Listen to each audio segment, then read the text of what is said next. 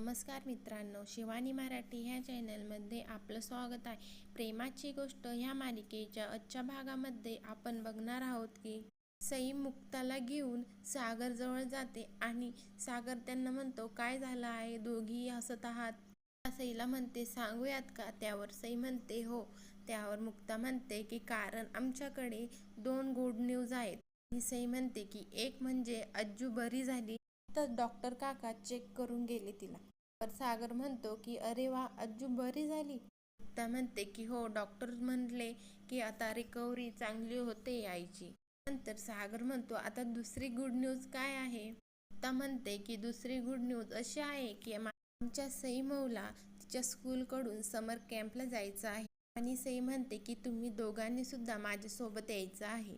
दुसरीकडे सावनीच्या घरी हर्षवर्धन, कार्तिक आणि सावनी बसलेली असतात आणि हर्षवर्धन म्हणतो की मी आज त्याला भेटायला गेलो होतो. त्यावर सावनी म्हणते, पण का. त्यावर हर्षवर्धन म्हणतो की मला सागरविषयी तिचं मन बदलायचं होतं. मी तिला सागरच्या विरोधात भडकवण्याचा खूप प्रयत्न केला, पण ती कन्व्हिन्स झाली नाही. कार्तिक लगेच म्हणतो, ती सहजासहजी कन्व्हिन्स होणार नाही. खूप शातीर आहे ती, दिसते साधी भोळी, पण मला नाही वाटत ती सहजासहजी आपल्या जाळ्यामध्ये अडकेल. कार्तिक सावनीला म्हणत असतो, सावनी, आपल्याला मोठा प्लॅन बनावा लागेल, तरच ही मुक्ता आपल्या हाती येईल. सावनी लगेच ओरडत म्हणते, झालं का तिच्या हुशारीचं कौतुक करून. मी म्हणते की ती किती जरी शहाणी असली ना, तिला सरळ कसं करायचं हे मला बरोबर माहिती आहे आणि यासाठी सागर माझी मदत करणार आहे. त्यावर कार्तिक हसायला लागतो आणि हर्षवर्धनला म्हणतो, भाई तू झोपेत आहे की स्वप्न बघतोय. आणि म्हणतो, अगं सागर, तुझी मदत का करेल.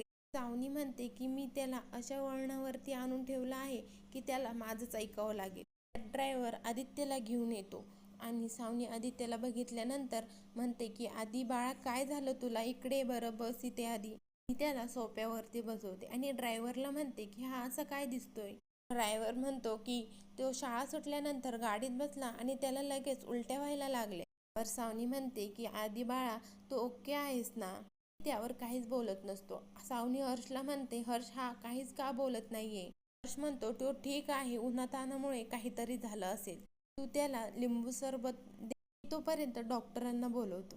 कडे मुक्ता म्हणत असते की बाबा, उद्या प्लीज काही ठरवू नका, आपल्याला उद्या सईसोबत जायचं आहे समर कॅम्पसाठी.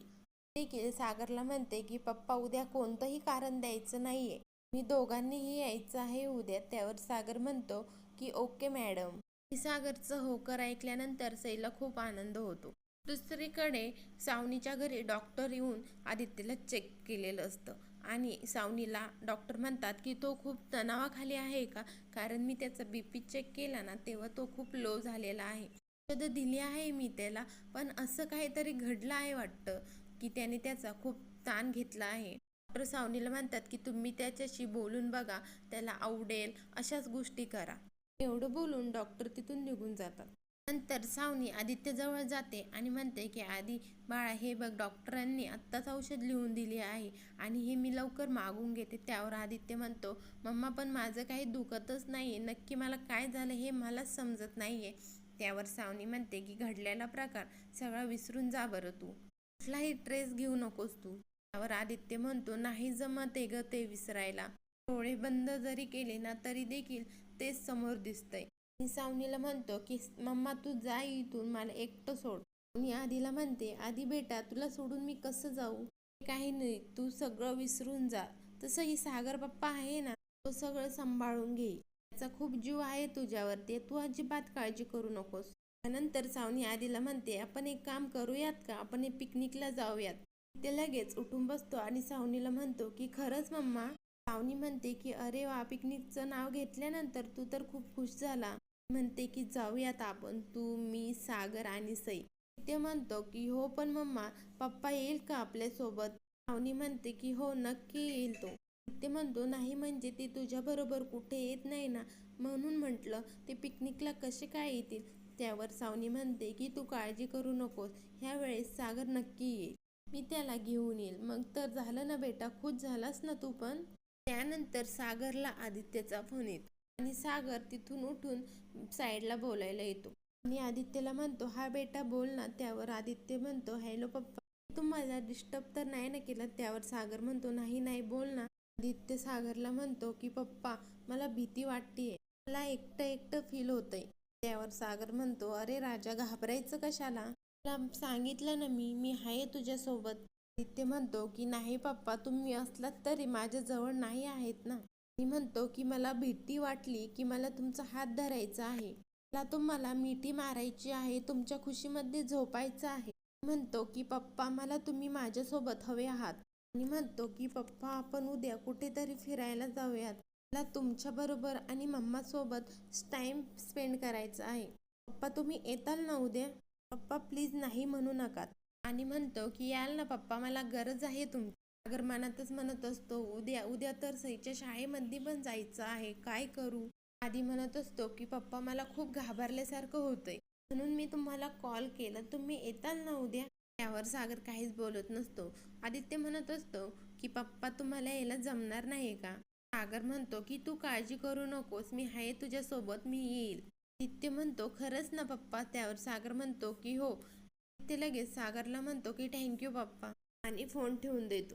दुसरीकडे मुक्ता सईला म्हणत असते, आता काय झालं? सगळं मनासारखं झालं ना? सई मुक्ताला म्हणत असते, मुक्ताई, मला असं वाटलं होतं की पप्पा नाही म्हणेल यायला. हे सगळं बोलणं सागर दरवाजामध्ये उभा राहून ऐकत असतो. मुक्ता सईला म्हणत असते की पण तुला असं का वाटलं? त्यावर सई म्हणते, मला वाटलं होतं तू पण नाही येणार. त्यावर मुक्ता सईला म्हणते की पण तुला असं का वाटलं? त्यावर सई म्हणते की पप्पा कामामध्ये बिझी असतात आणि तू अज्जूमध्ये, आणि मला भीती वाटली की तुम्हाला माझ्यासाठी टाइमच नाही मिळणार. आणि मुक्ता सईला मिठीमध्ये घेते आणि म्हणते, आई आई ग, बाळ हे माझं.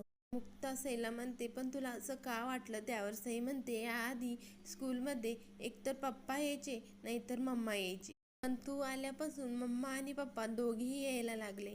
आणि म्हणते की तुला माहिती आहे का, मम्मा आणि पप्पा दोघेही आल्यानंतर खूप भारी वाटतं. मुक्ता म्हणते, आता दोघे पण येणार आहे सईम बरोबर. नंतर मुक्ता कपड्याला शिलाई करत असते हाताने बेडवर बसून. तेवढ्यात तिथे सागर येतो आणि सागर मनातच म्हणत असतो, काही जरी झालं ना, आता मुक्ताला सांगावंच लागणार आणि तीच समजून घेऊ शकते मला. मुक्ता सागरकडे बघत असते. मुक्ताला कळतं की सागर कुठल्या तरी विचारामध्ये आहे, आणि मुक्ता सागरला म्हणते की सागर, ऑल ओके, काय झालं आहे? सागर मुक्ताला म्हणतो की 1-2 दिवस बाहेर फिरायला जाऊ असा विचार करत होतो मी. त्यावर मुक्ता म्हणते, छान आहे आयडिया. म्हणते की सईला देखील बरं वाटेल. मुक्ता म्हणते की अहो, पण आपल्याला उद्या सईच्या शाळेमध्ये जायचं आहे, तुम्ही पण विसरलात ना? सागर म्हणतो की मी सावनी आणि आदित्य बरोबर जायचं म्हणतोय. तेवढ्यात मुक्ताच्या हातामध्ये सुई घुसते आणि सागर म्हणतो, थांबा मी बघतो. त्यावर मुक्ता म्हणते, ठीक आहे मी. सागर मुक्ताला म्हणतो की मुक्ता प्लीज गैरसमज करून घेऊ नका. म्हणतो की आदित्यने फोन केला होता म्हणून. त्यावर मुक्ता म्हणते की तुम्ही तुमचं सामान काढून ठेवलं तर मी बॅग पॅक करून देईल.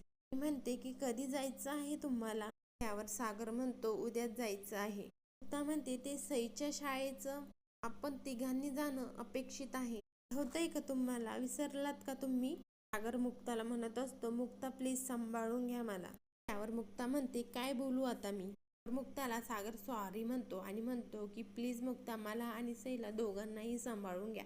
आणि मुक्ता म्हणते की घेते सांभाळून, आणि तिथून निघून जाते. इकडे सागर विचार करतो की मी सईला बरोबर घेऊन गेलोही असतो, पण मुक्ताला घेऊन जाऊ शकत नाही, कारण आदित्य त्यांचा राग करतो. सईला एकटीला घेऊन गेल्यानंतर, त्यांना एकटं इथं ठेवल्यानंतर त्यांना किती वाईट वाटेल. त्यानंतर दुसऱ्या दिवशी सकाळी मुक्ता सईला सांगितल्यानंतर सई काही ऐकून घ्यायलाच तयार नसते आणि मुक्तावर ओरडत असते आणि म्हणत असते की तू म्हणाली होती ना, आपण तिघांनी एकत्र समर कॅम्पला जायचं, नंतर पिझ्झा खायला देखील जायचं, आणि आता काय झालं? सईला मुक्ता म्हणते, अगं पण पप्पाला काम आलं ना? त्यावर सई म्हणते, मला माहिती आहे पप्पाला काय काम आलं ते. म्हणते की आदित्य दादांनी पप्पाला बोलवलं आहे म्हणून पप्पा तिकडे जाणार आहे ना? आजीला सांगत असताना मी ऐकलेलं आहे हे. सई रुसून बसते. भागात आपण बघणार आहोत की माधवी काम करत असताना अचानक चक्कर येऊन बेडवर पडते आणि डॉक्टर लगेच येतात आणि डॉक्टर तिला चेक केल्यानंतर डॉक्टर सांगतात की त्या पूर्णपणे अजून बऱ्या झालेल्या नाही, त्यांना अशा अधूनमधून चक्कर येत राहते. मुक्ता रडत असते. त्यावर माधवी म्हणत असते की अगं बाळा, मला काही झालेलं नाहीये. त्यावर मुक्ता मनातच म्हणते की आई, मी तुला काही होऊ देणारही नाहीये आणि तुझ्या त्या गुन्हेगाराला नक्की शोधून काढणार आणि शिक्षा देखील देणार. बघूयात पुढील भागामध्ये मुक्ता शोधून काढणार का खऱ्या गुन्हेगाराला. पुढील भागाच्या डेली अपडेट पाहण्यासाठी शिवानी मराठी चॅनलला सबस्क्राईब करा, लाईक करा. धन्यवाद.